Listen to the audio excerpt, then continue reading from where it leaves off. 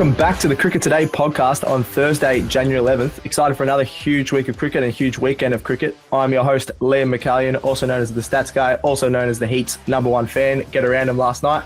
I'm here with Marcus Bazzano. Not as much of a Heat hater as our other person, but that's okay. How you going, Marcus?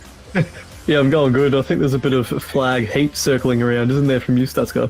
There is. I might have to get, I've got behind me, if you check it on the YouTube, got the Australia flag. I might have to get a Heat flag, just something teal related, because I'm really loving what they're doing. And we've also got the #1 Heat hater from the start of the season, Leo Mullaly. How you going, Leo? Good, thanks, Stats Guy. I've never been referred to as the other person before, but yeah, thanks for that.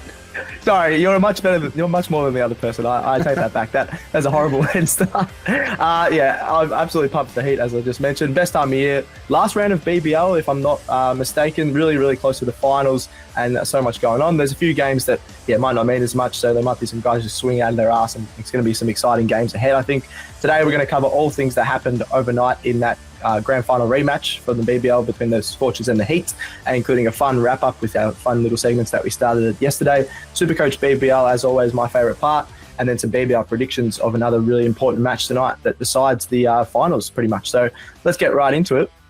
BBL recap, Heat versus Scorchers, as I just mentioned, the final rematch. Let's get into the scores. It actually, was pretty one-sided, Leo. Yeah, well, the Heat put on a massive score. I think it was 100 or near 100 in the last 7 overs. Wow. Huge effort.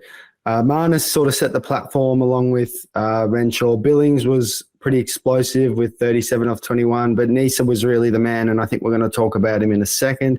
He was superb.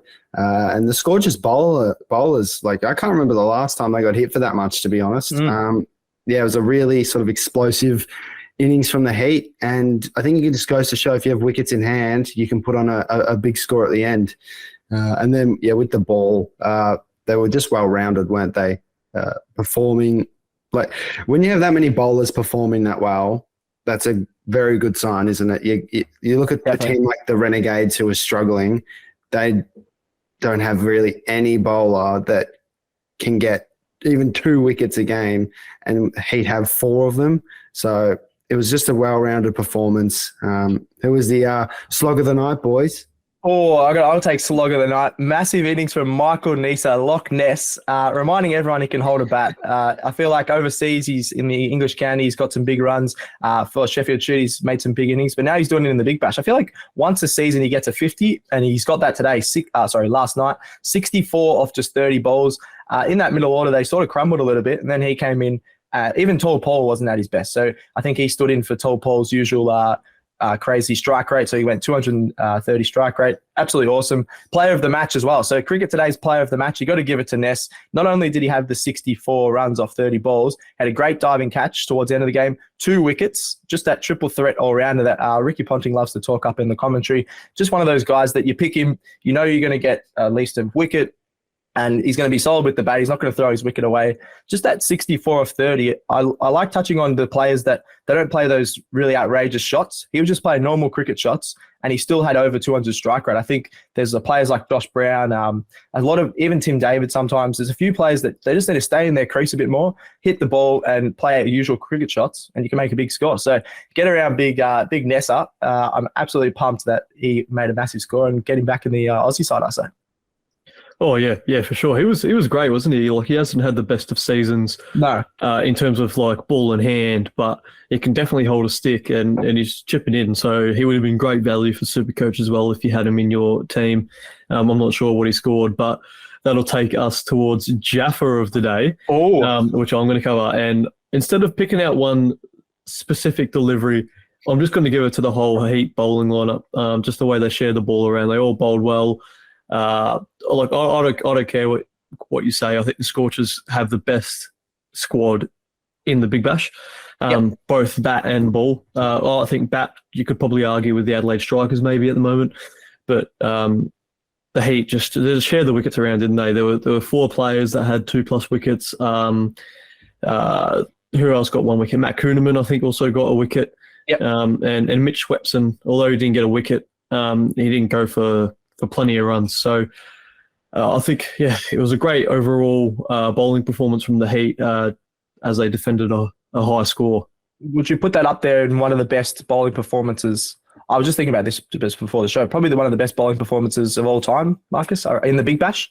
Just the fact, definitely not. Yeah, definitely not. Oh, as in definitely not that they've bowled him out for like a really low score. I just think obviously it was a decent pitch to bat on. They made 191. Yep. And they've all got 2 sort of wickets each rather than one guy standing out. Like, I couldn't believe Richardson went for 52 runs off his 4 overs, things like that, whereas the Heat were just so economical compared to them. So I think that was right up there.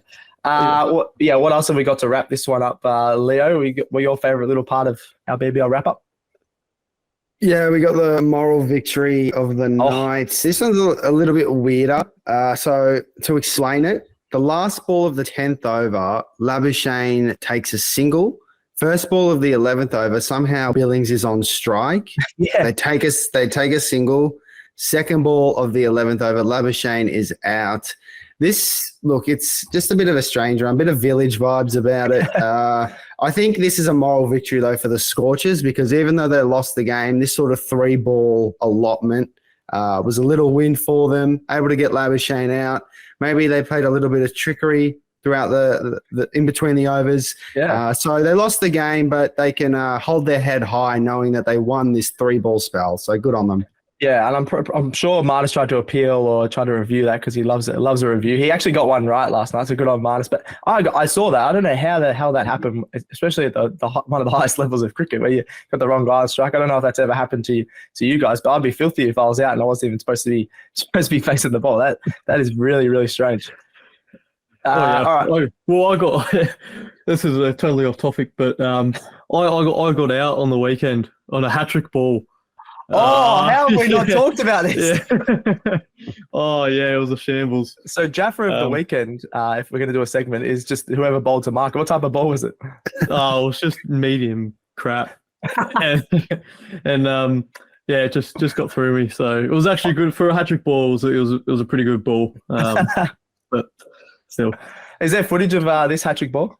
I hope not, and there definitely won't be. We're gonna find that. That's a good one for socials, I reckon. Marcus getting out on a hat trick. Jeez, I'd be so nervous. I've never had to face a hat trick ball. I reckon I'd be crapping them. That would be not fun at all. All right, that's our BBL wrap up and Marcus's game wrap up. That was pretty fun as well. So let's get into some SuperCoach, my favorite part. SuperCoach segment. We got the Hurricanes taking on the Strikers tonight. Sort of the big scorers of the last round were from the Hurricanes and the Strikers as well. So I think there's plenty of plays to pick from. This is the last round as well, so you're going to finish off with a big score or finish off where you are on the top. I don't know if you guys can win our work league. I'm pretty far down the table. What about you guys? I've got no idea. I think I'm top 2. I think I'm second. Okay. We'll have to be rooting for you. So who are you going to pick for your SuperCoach player this round, Leo, for this match? Well, my SuperCoach watch is Ben McDermott, 125,000. He's been in my team since the start, but he's just been warming the bench. He's been a good sort of keeping backup option. Yep. Sort of warmed into the tournament a little bit, a bit of a slow start, but he's hit some form. He's gone up 37,000, so a little bit of a cash cow. 95 off 61, I think it was, against the Strikers in the last fixture. So he's a little bit hit and miss, but he's as destructive as they come when he's in and has faced a few balls. So I'm happy to take the risk there. Might field him this week, finally. But knowing my luck, he'll probably let me down. So, that's my watch for tonight. Yep, bit of Ben McDermott. Don't mind that. I had him and brought him in actually last round because Matt Wade was injured, him and Chris Jordan. So I was very happy with that. But he's been pretty bad for his standards, so hopefully he can cash in again. Why don't we go with you, Marcus? Who have you got for this Hurricane Strikers game? Well, I just want to touch on our News Perform league. Yep. And Work league. we're having a look now. The final series begin today because this is the second last round, actually. There's another round after this. You boys are in for the minor premiership. No. I'm not sure if you play each other. No, you don't, but you could play each other next week if you both win. Yeah, okay. Watch out for the podcast. So big rivalry there. And then, I'm in the final series along with Kyle. Alex as well from Football Today has somehow squeezed his way in there. Jeez. Leo with a look of disgust. But I'm gonna go with Chris Jordan for my SuperCoach pick for tonight. He's valued at 151,000. He scored 77 points against the Scorchers at Adelaide Oval only just a few days ago. And he ranked last round. He ranked second for both bat and ball. Wow. So he's definitely on form. You could chip in with both. Yeah, obviously bat and ball. Only took the 1 wicket last against the Scorchers, but you can definitely have a high strike rate, which it gets you plenty of points in Big Bash if you're looking for some batsman points, particularly all-rounder points as well. Yep. So Chris Jordan would be my player pick. Yeah, nice. I really like Chris Jordan. He's one of the players. Every team sort of has one or two players that can come in first ball and get that 200 strike rate. Like he's first. It just say he makes that quick 10. It's going to be off 5 balls, or quick 20. It's going to be off 10 balls, which is absolutely awesome for SuperCoach. And then even like you said, he only got 1 wicket the other game, but his economy is always really strong. He's always the death bowler. Could get a few wickets or a lot of dot balls there. That rockets your SuperCoach score. Sort of like Agar that we were talking about the other night with those really good figures. I'm going to go the Englishman, Jamie Overton, the 198,400 which I think is an absolute steal. He's the 3rd best overall SuperCoach scorer this season, yet he's 10th in price. So I think it's really good. You got some guys that are a lot more expensive that aren't producing the output that he is. He's averaging 72 in SuperCoach. I think he's an absolute steal. In terms of his just actual normal cricket averages, he's averaging 19 with the ball. He's got 11 wickets. 42 runs he's averaging with the bat. I think that's helped with a few not outs, but still that's really solid. And 140 strike rate. I think he's probably the perfect all-rounder. It reminds me of a bit of Freddie Flintoff when he played in the Big Bash a while ago. Just that big guy that can sort of chip in with bat and ball and is a bit of a character as well. Sort of tall, Paul. There's a few of these big English guys that are just a bit characters, look like they're just taking it easy, and then they'll bowl you or they'll hit you for 6. So I think Jamie Overton is an absolute steal there. So let's get into our predictions for the Hurricanes versus Strikers. Let me just have a quick look at the ladder. I feel like the Hurricanes can't make the finals now. Is that correct? Or are they still just on the third? I think. Yeah. They can mathematically, but they need a lot of results to go their way. They're only a point behind the Strikers. Stars are on 8 points. Strikers 7, Hurricanes 6, both with 2 games remaining. But the Stars have got a pretty soft run home. Yep. All right. So, Marcus, we'll start with you. Who are you picking in this Hurricane Strikers one? I'm going to go the Strikers here. I think they got too much of the bat, really, don't they? And the Hurricanes haven't really wowed us with the ball this season as we thought they would, particularly with spin. But I think a big blow would be Riley Meredith with his side strain. I'm not sure if he's playing. I doubt he will. Doubt he will play with that side strain injury that he suffered. So Strikers for me. Yeah, no, that's definitely a fair guy. I forgot about Riley Meredith. I'm having a look at the news now. Yeah, looks like he might be out, but they're going to decide probably on the game day. Maybe they try not to let the Strikers know what's going on with him because he's a big out. Leo, who are you going with? Yeah, I agree with Marcus. Strikers, for me, you only have to look back to the last matchup, which was a few days ago, where they won pretty convincingly and could have honestly been a bigger win when they had them 5 for 36.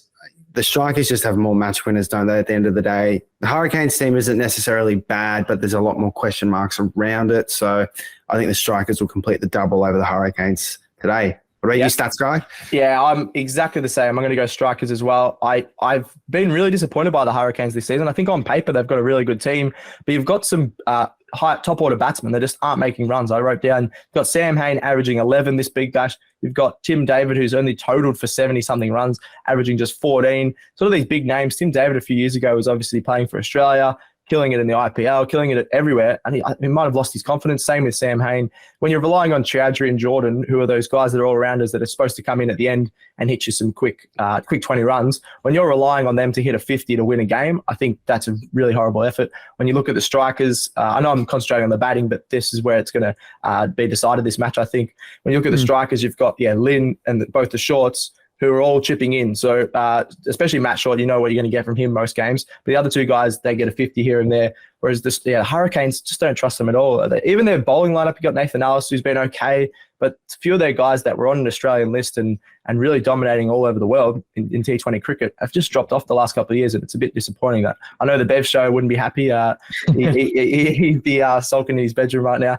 But I feel like Strikers are going to win this one easy. They'll charge into the finals as few of us predicted the other day. So get on the Strikers bandwagon for tonight.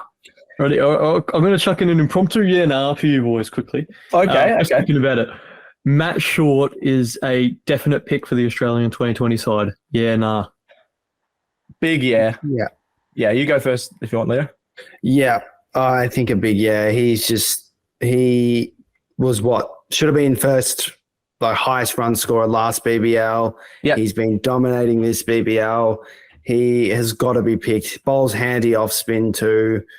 He has to be picked, in my opinion. You got to reward BBL form. If they're not going to reward Shield form, then they should reward BBL form. Is that a little dig there at Cam Bancroft being left out of the test squad and Matt Renshaw being included? It is a little bit of a dig. All I'm going to say is they're doing a lot to include Cam Green in this team, so he better bloody perform.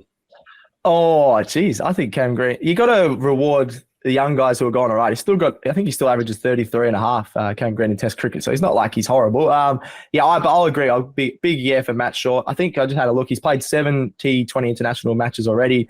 He averages 22.3, which isn't horrible at 170 strike rate though, which is awesome for T20 cricket. He also just got included in the one-day squad. I think finally people are realizing how good Matt Short is. You got to respect the Big Bash a little bit, especially with 2020. I think it's a little bit different to Shield, where it's probably a little bit closer to the highest level of T20 cricket, whereas Test and Sheffield Shield, I feel like there's a bigger gap just because it's a longer format. But yeah, Matt Short, yeah, good call, Marcus. I'm guessing you're saying a big yeah for him to be in Australian colours. Oh, 100%. He's got 92 more runs than second placed so far in the Big Bash run scored, and that's Chris Lynn, his teammate. So, and then below that is Aaron Hardy, which is more than 100 runs behind. So he's been absolutely killing it, just to put into context a little bit. And not only that, you could chip him with the ball as well, can't he?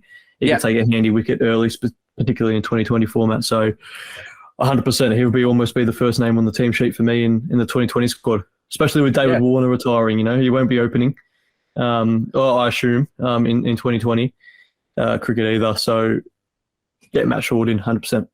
Yeah, I wouldn't even be surprised if he comes into all different formats. So that's absolutely awesome. Even what about Chowdhury? I read this thing the other day that he could qualify for Australia in a few years. That would be pretty cool if he plays 2020 cricket. He would never get a spot in the squad. Oh yeah, he's our man. I reckon in a few years when we're doing this podcast number 333 or something, episode number 333, we'll be going, Chowdhury's in the squad with his big chain. He's going to copy Chris Jordan, he said. So, yeah, we'll see. We'll have to note that down and see what happens in a couple of years. All right, that's enough nonsense from me. That's it for the Cricket Today show. We'll be back with this tomorrow, so get right around the show. Subscribe on your podcast apps, Spotify, Apple Podcasts, etc. Like and review it, would ya? Chuck a follow to Cricket Today and Cricket Today AU all over the socials. That's Facebook, Instagram, TikTok, and X. Get around those socials for Football Today Pod, and Football Today AU. That podcast is going off. We had a big discussion about transfers yesterday, the Asian Cup, which is coming up, the Socceroos, which we're all very excited for. Send in any questions via the socials, anything you want us to chat to us about. Yeah, argue with us in the comments. We absolutely love that. And that's it, I think. Thank you, Marcus. Cheers, Stats Guy. Thanks, Leo. Thanks, Stats Guy. Thanks, Gerald, for producing. Thanks to me. That's another episode of Cricket Today done. We're out.